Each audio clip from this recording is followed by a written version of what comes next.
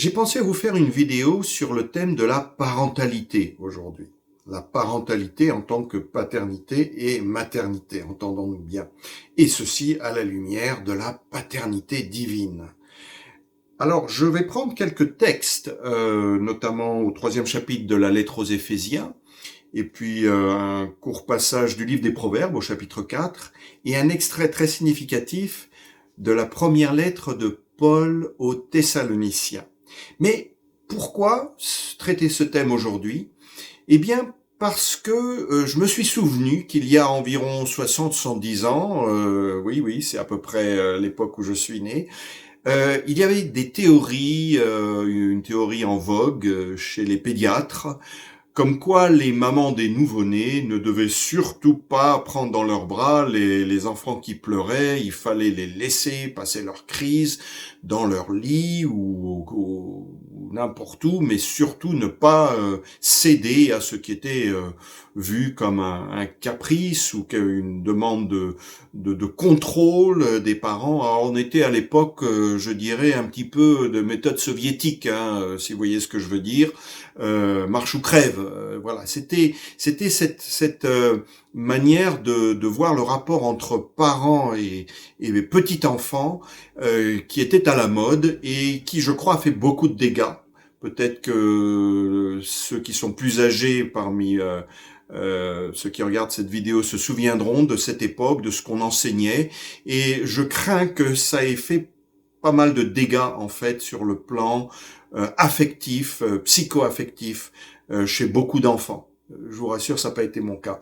Mais pourquoi donc parler de cela à la lumière de la Bible? Eh bien, parce que je crois que effectivement, l'Écriture sainte, qui est inspirée par l'Esprit de Dieu, nous parle de parentalité d'une manière tout à fait différente.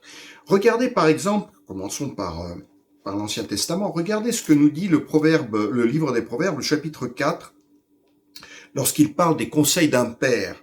Écoutez, mes fils, l'instruction d'un père et soyez attentifs pour connaître l'intelligence. Car je vous donne un bon savoir, ne rejetez pas mon enseignement. J'étais en effet un fils pour mon père, un fils tendre et unique auprès de ma mère. Je m'arrête là, évidemment, vous me direz, c'est peut-être un petit peu pris hors de contexte, mais cette notion de un fils tendre et unique auprès de ma mère, vous imaginez bien que la maman dont il est question n'a pas été une maman dure à l'égard de son enfant et certainement pas dès le début de sa vie post-natale. Elle l'a pris dans ses bras, elle l'a consolé, elle l'a tenu au chaud, elle s'en est occupée.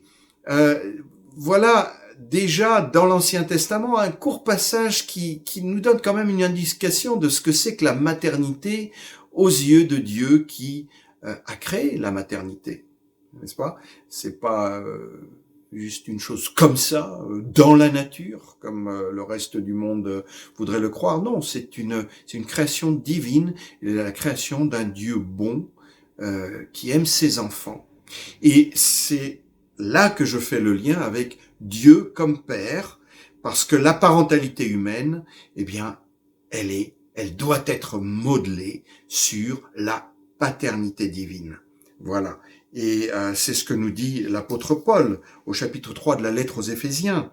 À partir du verset 14, Paul écrit à ses lecteurs, hein, les chrétiens de la ville d'Éphèse, « C'est pourquoi je fléchis les genoux devant le Père, écoutez bien, de qui toute famille dans les cieux et sur la terre tire son nom. » Alors, il y a des familles très, très élargies, qui sont peut-être des groupes, des communautés très importantes, des nations, des clans ou des communautés diverses. Mais il y a aussi, évidemment, le noyau familial, celui qui est au tout début de la création, en Genèse 1 et 2, père et mère, hommes et femmes, il les créa, et il leur donna cet ordre, croissez et multipliez, il crée la parentalité. Et donc, il est le Père de qui toute famille dans les cieux et sur la terre tire son nom. Voilà. Un dernier passage, parce que je ne vais pas m'étendre trop, mais ce dernier passage, nous le trouvons dans la première lettre aux Thessaloniciens. dans ce chapitre 2 où l'apôtre Paul se donne lui-même en exemple d'amour paternel et maternel vis-à-vis de ceux qu'il a engendrés dans la foi en Christ qu'il a soigné, qu'il a soigné spirituellement, dont il a pris soin. Et voilà ce qu'il dit pour faire le contraste avec ceux qui peut-être prêcheraient l'évangile mais n'ont pas vraiment de cœur pour ceux à qui il prêche. Il dit en contraste, mais nous avons été pleins de douceur au milieu de vous, comme une mère prend soin de ses enfants. Nous aurions voulu, dans notre tendresse pour vous, donner non seulement l'évangile de Dieu, mais encore nos propres vies, tant vous nous étiez devenus chers. Et un peu plus tard, il dit au verset 10, il passe de la maternité à la paternité. Vous êtes témoins, et Dieu aussi, que nous nous sommes comportés d'une manière sainte, juste et irréprochable envers vous qui croyez. Vous savez aussi que nous avons été pour chacun de vous ce qu'un père est pour ses enfants. Nous vous avons exhorté, consolé, adjuré de marcher d'une manière digne de Dieu qui vous appelle à son royaume et à sa gloire.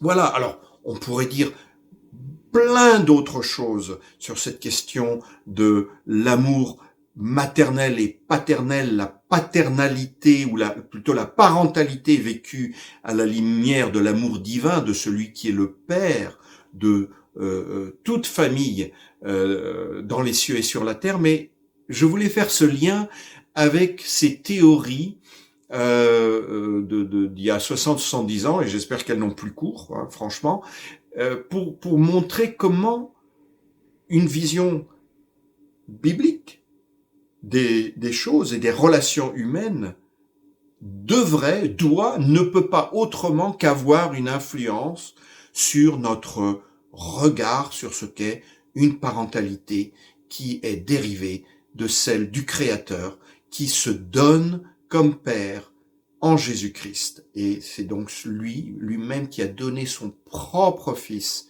pour que tous ses enfants adoptifs par la foi, ceux qu'il a rassemblés sous ses ailes, si je puis dire, comme une mère poule, pour que tout cela puisse faire l'expérience de son amour divin et paternel.